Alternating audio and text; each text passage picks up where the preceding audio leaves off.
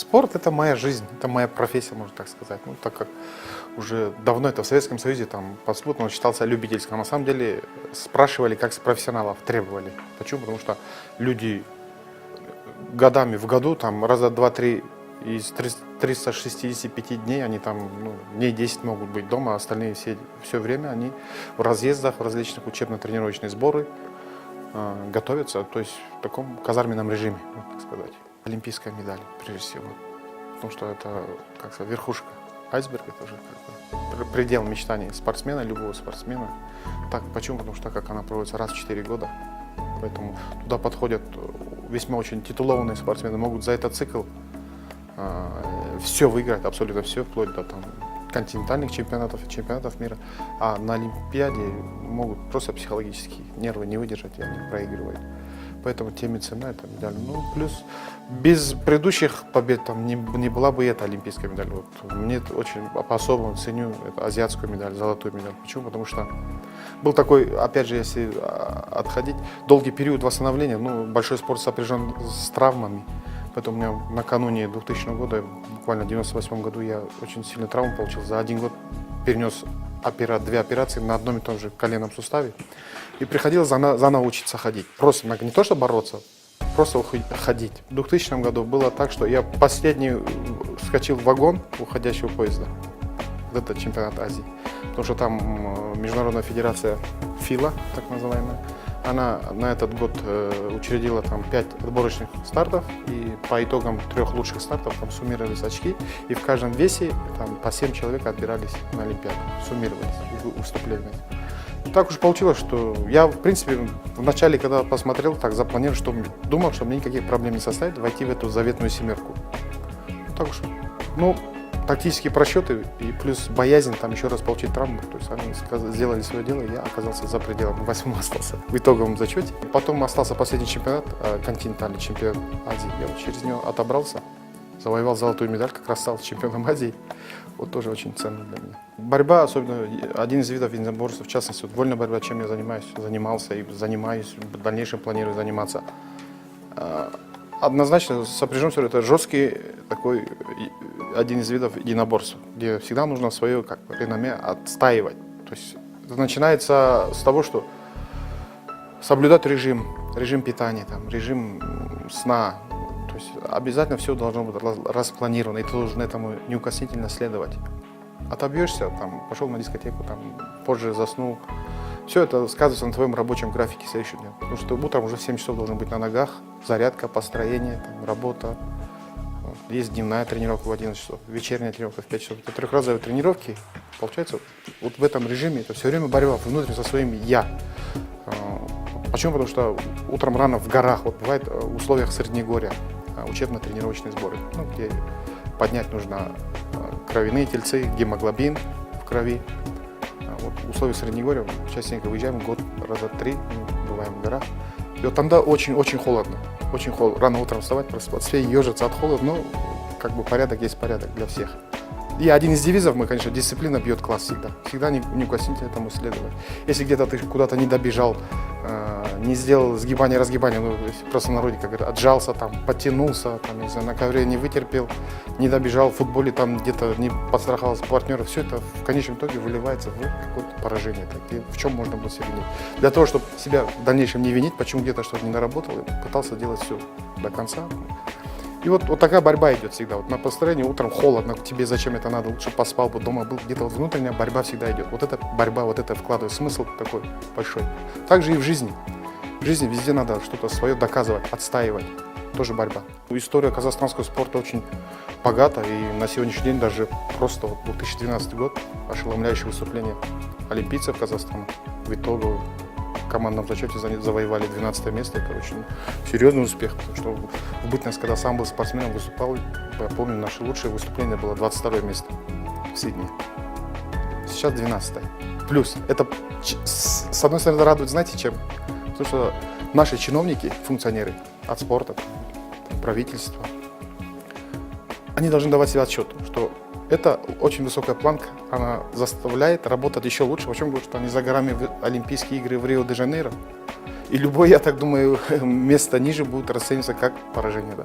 Вы знаете, опять же, правильно делать аналогии там, со спортивными травмами, где жизненные травмы. Там, допустим, можно без никаких увечий, там, какую-то такую моральную травму получить, которая очень долго люди отходят. Кто-то спивается, кто-то суицидом заканчивает. Конечно, это очень плохой исход. Да.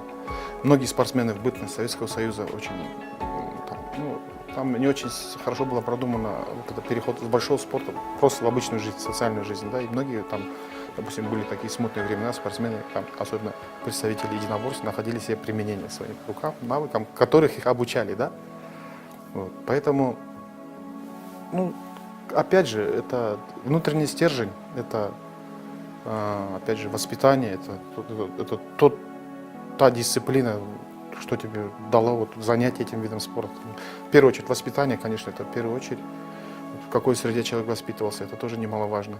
Ну и затем потом те наставники, которые вложили в это дело.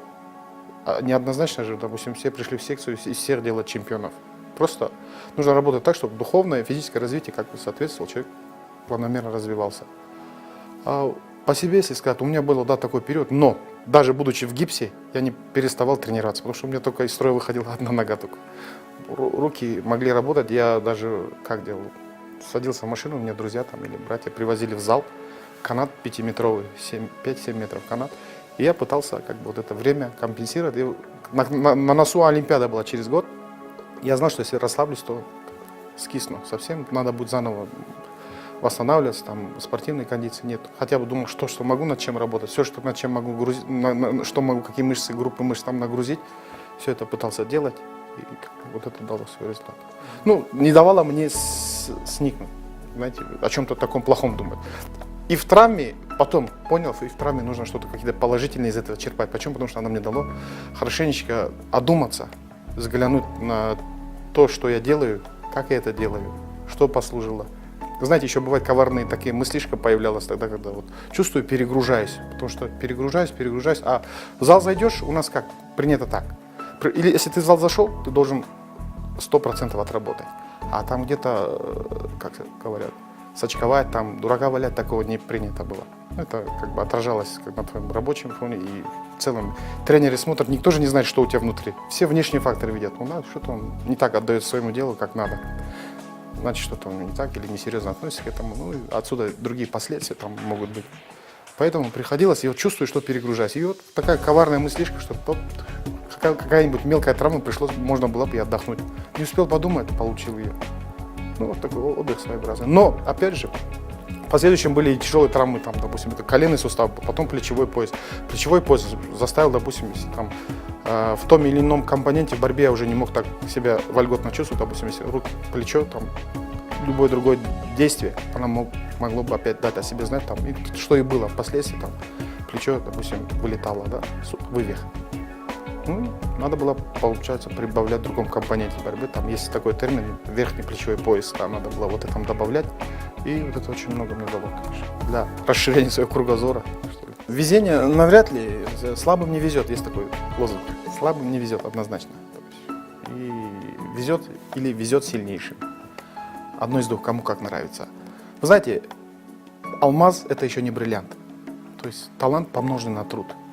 Ежедневный труд, только труд, работа над собой, совершенство. Вот это самое главное. А в процентных соотношениях не хочу сказать, там это же, как сказать, скрупулезно никто не подсчитывал.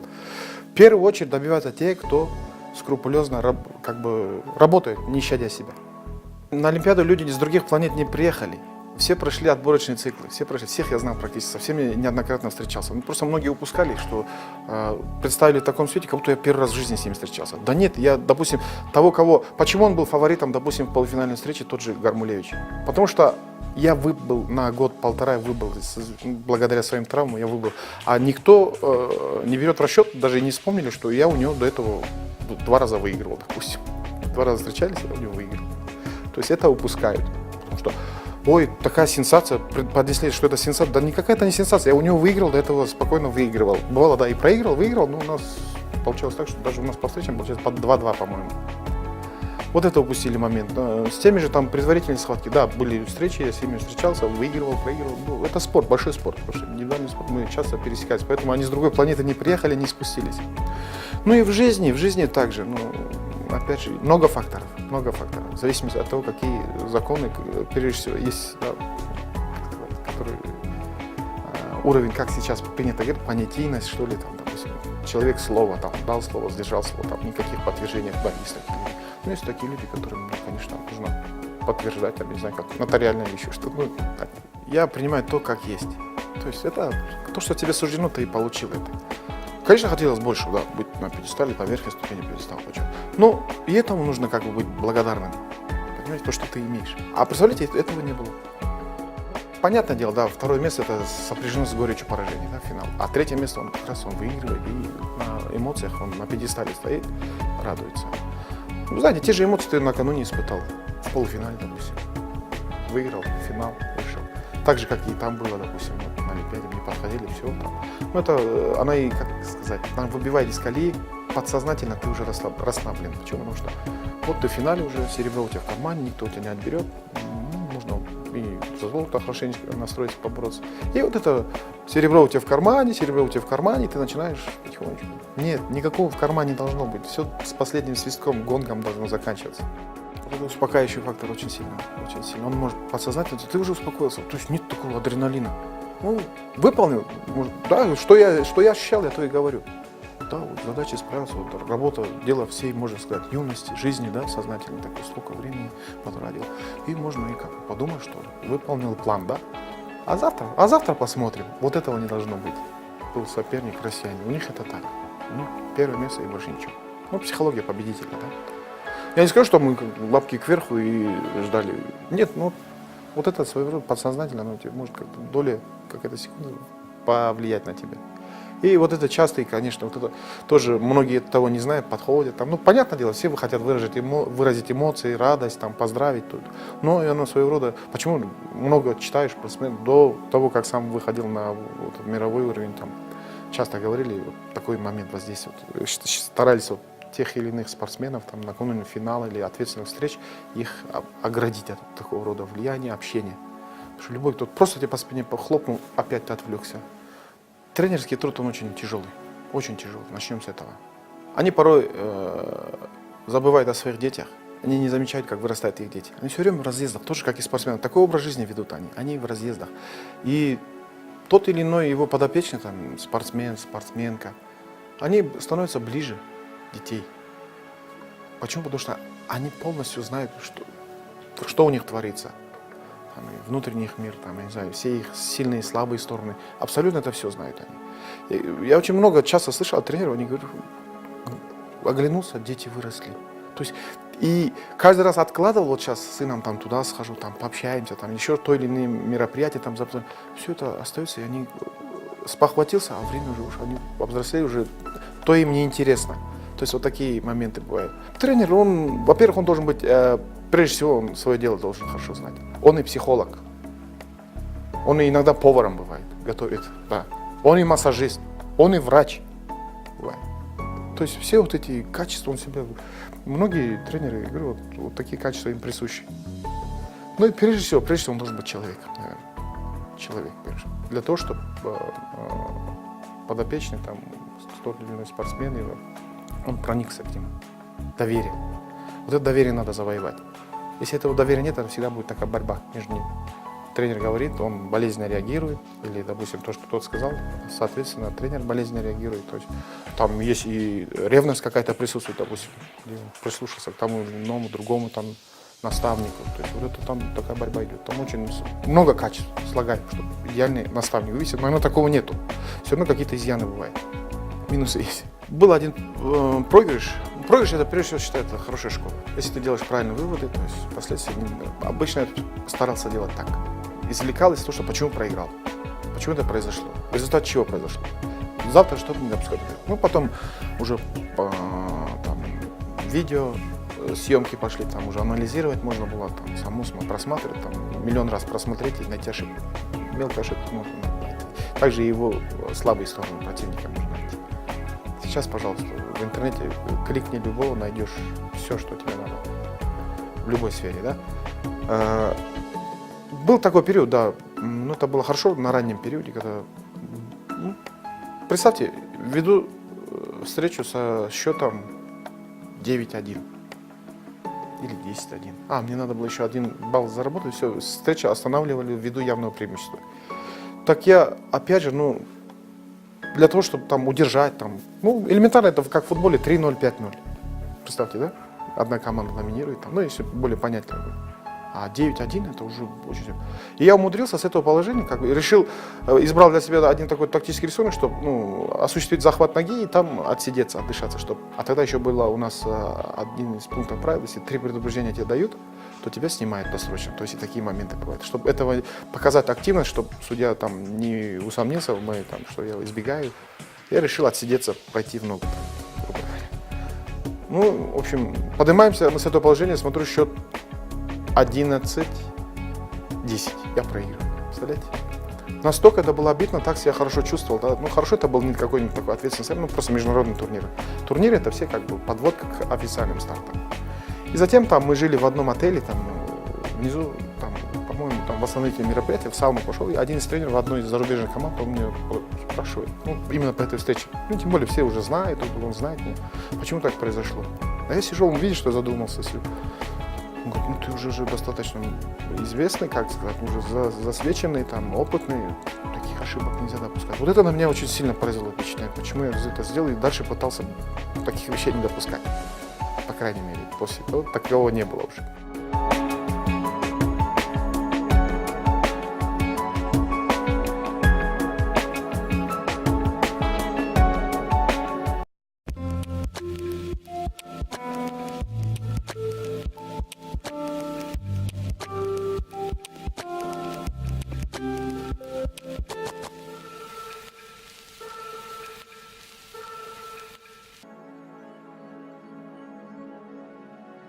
Знаете, будучи дома, находясь дома, и, конечно, изначально запланировал свой путь, что потом, когда уже более-менее год после годичного занятия борьбой, уже видно было, что есть предрасположенность в этом виде спорта, талант.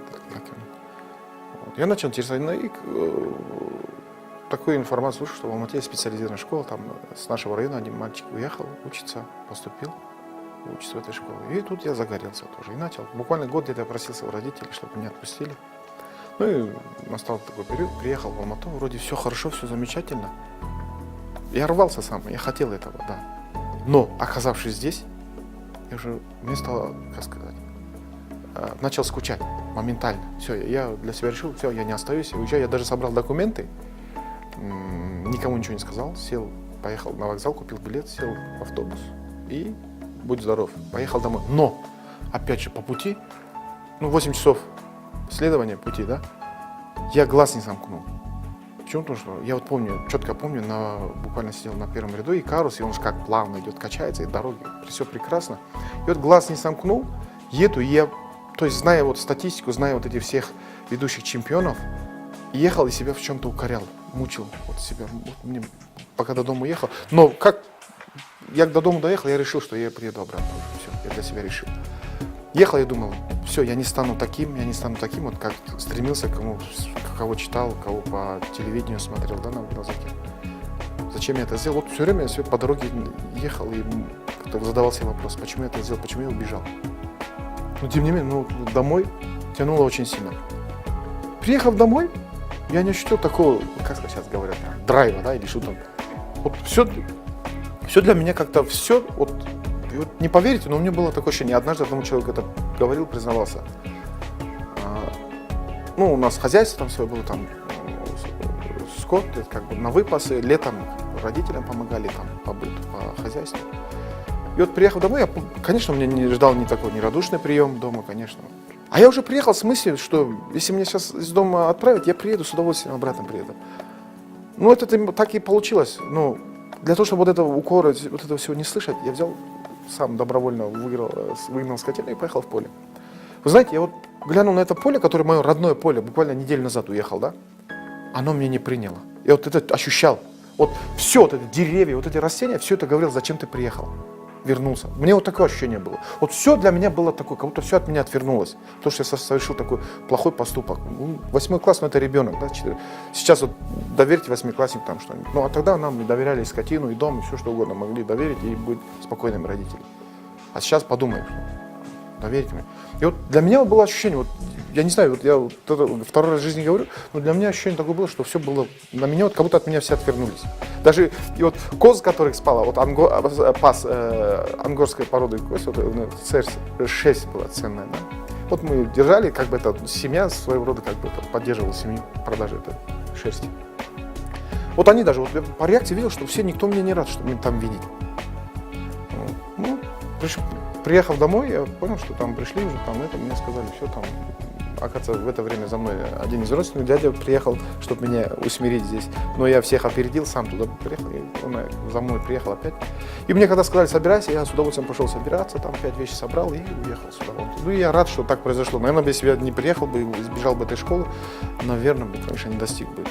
Не стал бы тем, кем я стал, допустим, в спорте. В какой-то период по дороге на тренировке, допустим, из общежития, поймался на мысли, почему-то я не скучаю, домой мне не тянет. Потому что влился в коллектив, потому что такие же дети, как я, у многих была трагедия, все рвались домой. Все мы, допустим, у нас на первые дни там было, что вот сейчас четверть доучусь, поеду домой, не приеду. Там многие такие были ребята настроения. Ну, получилось так, что вытерпел, выдержал. Вам предложили бы этот путь заново пройти. Я с удовольствием ни о чем другом не думал. Скорее, просто путь был бы, наверное, короче. Не совершать кое-какие ошибки, там, которые сопряжены с травмами там, или житейские. Но и в жизни, я говорю, не произошло ничего такого непоправимого, но очень колоссальный опыт, горький опыт, может быть, в жизни, житейский, да, общение с людьми, там, с партнерами, там, с друзьями. Было такое, да, был очень такой горький опыт, из которого, конечно, без этого горького опыта, наверное, и дальнейшее там становление не состоялось. Почему? Потому что это тоже очередной этап, это урок, это вывод правильный. С кем ты и как ты должен двигаться по жизни. Эмоции были, они были у меня в рабочем порядке. Да, это было очень хорошо. Это после чемпионата Союза, это один из самых сильных стартов было, Кубок СССР. Там не принимали участие только первые номера, те, которые были задействованы на чемпионате мира. Остальные все вторые и третьи номера в сборную, это весь сильнейший состав. То есть вот это, как сказать, черная сотня артиллерии, вот, тяжелая артиллерия, которая готова всегда заменить первых номеров. Вот и все участвовали там. И вот такой успех. Но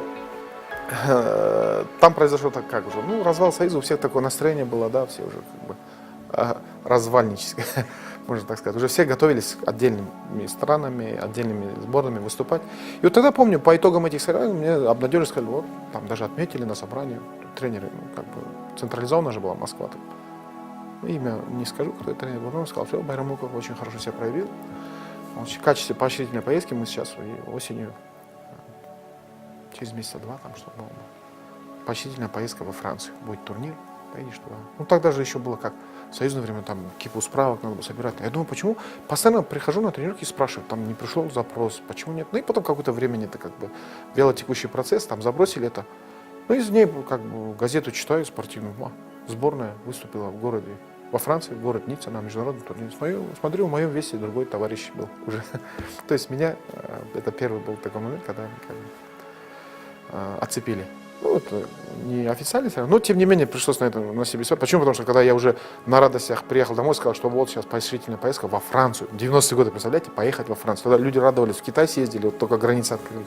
А мне сказали, что вот во Францию ищи, думаю, Париж увидеть. Награда — это то, что все, что состоялось, это награда, это, понимаете, забраться на вершину одно, удержаться еще тяжелее, правильно? Это я на себя очень хорошо испытал, на себе. То есть это давление, прессинг. Было такое время, когда, понятное дело, это было в осознанном, таком зрелом возрасте, то есть пришел успех, это 29 лет, уже совсем не юный мальчик, да, уже отдаешь себе отчет, уже много ты, чтобы к 29 годам ты уже многие старты прошел и увидел, как на твоих глазах, там, допустим, молодой юноша, допустим, ему, грубо говоря, башню сносило, да, от успеха, от головокружительного, от внимания. То есть ты уже, глядя на это, на все это, для себя ты забивал, что этого не должно с тобой произойти. Тяжелые тренировки, дисциплина, режимы, вот это все, как от многих вещей отказываешься. Но опять же, отказываешься, но от этого ты ничего не теряешь. Вот это было все не зря. То есть ты оправдал, в первую очередь, свой труд своего наставника, веру, там, родителей, надежду. То есть все же были у экранов, все смотрели, видели, радовались. Вот это все оправдал. Ты знаешь, что ты далеко за сотни тысяч километров находишься от дома, ты знаешь, что люди на пульсе, и страна наблюдает, и где ты родился, и родственники, и соседи, и, в общем, Все радуются этому, что ты забрался на вершину спортивного Олимп, как на пьедестале почета, миллионы телезрителей смотрят, поднимается флаг. Ну, вот чувствуешь, что какую-то частичку ты внес. Вот, себя считаешь уже, как сказать, что ты не в стороне парень, а просто что ты внес какой-то вклад в развитие, там, не знаю, в победу общую. Вот такие ощущения, да. Ну, радость, конечно, вот, переполняет. И даже не передашь словами, какие чувства. Ее можешь сейчас вспомнить, и, как сказать, она не притирается, это чувство. Такое ощущение, как будто было вчера. Те же спортсмены, любой спортсмен, он это тоже хороший психолог. Вот он даже у нас вот, индивидуальный вид спорта пришел, даже как по рукопожатию ты можешь определить его состояние. Взгляд, зрачки глаз. Вот просто внешне, как он выглядит. Элементарно просто можешь определить. Я говорю, даже по силе рукопожатия ты можешь определить, по сухости, там, я не знаю, там, влажный бывает, там, допустим, глаза, как выглядят, как ведет себя, манеры, повадки, уверенно шагает, уверенно смотрит. То есть какая-то доля, вот, что-то он какую-то слабинку дал, тебе этого достаточно оценить его сразу. И многие спортсмены, очень многие, тот, кто, наверное, работает над собой, он это чувство приходит. Даже есть же такое выражение, кончиком пальцев чувствует соперника, допустим, у нас есть. Есть такое ощущение, вот, допустим, он вот уперся человек, статическое движение, да, там, уперся, и в какой-то момент человек же не может вечно составить, как камень, в какой-то момент он раз, выдох. И вот этот момент вот кончиками пальцами можно чувствовать, все, он дал слабинку, все, нужно нажимать, увеличивать давление, прессинг. Вот такого рода. Ну и психологически там многие играют, там, кто-то демонстративно показывает, у него что-то болит.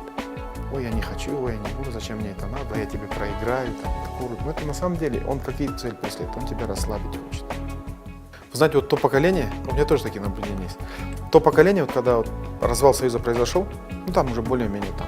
А вы знаете, союзные спортсмены, сборная СССР, они выезжали на соревнования, у них валюты же не было. А эту валюту надо было как-то добывать. Что они делали? Везли матрешки, везли там шапки, везли там, я не знаю, резиновые сапоги.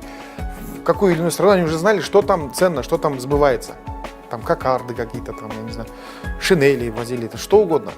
Люди, у них была предпринимательская жилка была, у людей уже тогда формировалась. То есть вот то поколение, вот когда вот переходный период, оно очень сильно в жизнь как, влилось в эту струю, многие стали успешными бизнесменами, вот то поколение очень сильно. И они на виду сейчас, я вот вижу, вот то поколение. Очень многие нашли свое применение в жизни, там, известными стали бизнесменами, то есть не бедствуют, да. Вот тогда это как бы, сейчас более такие, как сказать, у людей есть, они там достаточно получают хорошо, сейчас спортсмены зарабатывают хорошо, то им стипендии платят, то есть их хорошо к ним относятся. Сейчас чуть-чуть другое такое поколение. Мне кажется, сейчас более потребительское такое поколение пошло. Поэтому то поколение было посильнее, да. Поэтому не зря, наверное, люди, которые привыкли своими руками всего добиваться, то есть и в жизни надо, просто это не рук сплетение, там, как бы мозгами надо работать, мозги включать, как говорится. Поэтому сейчас, пожалуйста, совершенствуй, учись, получай знания. Самый главный поединок – это с самим собой. Вот это на самом деле, выиграть, выдержать. А все остальное это прилагается. То, что суждено, оно будет. Самое главное себя переосилить, себя преодолеть, свои внутренние, как сказать, перебороть свою. Как вот он, известное выражение есть, да, когда как индеец вроде своего внука или сына маленького получает, да, два противоборствующих, один злой волк, один добрый, да. И кто в конечном итоге побеждает, тот, кого ты кормишь, да. Кому отдаешь предпочтение. Ну, так же и получается. Ну, в первую очередь, это борьба с самим собой. Вот это самый главный поединок. Мы развиваемся, мы не топчемся на месте. На сегодняшний день очень много возможностей для того, чтобы человеку реализоваться. То есть иди учись, совершенно не проводи там праздное время. Да? Но есть возможность учиться, почему нет? Есть возможность учиться. Понятное дело, проблемы они всегда есть, без них тоже скучно. Но надо что-то преодолевать и решать это. Да. Ну и, как сказать, чтобы нация была здоровой, надо вести здоровый образ жизни, а не так, чтобы за праздным распитием там, спиртных напитков, там, те же и сигареты, допустим, мне кажется. Вообще нужно их ограничивать, как и пытаются делать там, законодательство, вводить там, продажи молодому поколению, особенно молодому поколению. Сейчас 21 век, век интернета, там многие застряли. Раньше вот я себя недавно поймал на мысли, когда вот первый снег пошел, по пригороду еду, по селу, и улицы такие укатаны. Мы раньше сразу выбегали, играли в хоккей. Я ни одного ребенка не видел, чтобы играли в хоккей. Все сейчас играют в хоккей, в войнушки, дерутся все в интернете. Да. И максимально сейчас, и многие родители, я вот сам там занимаюсь, вот вижу, что родители вкладывают, хотят такое более правильное дело, они вкладывают детей там в индивидуальные занятия, у них языки иностранные, там то, другое. Но и в то же время не забывают о физическом развитии его. Потому что без этого тоже нельзя. То есть, опять же, хотел бы сказать, что заниматься собой нужно заниматься физически. Человек должен быть и физически быть опрятным. То есть, и, как сказать, мира и процветания, прежде всего, чтобы было все у нас хорошо.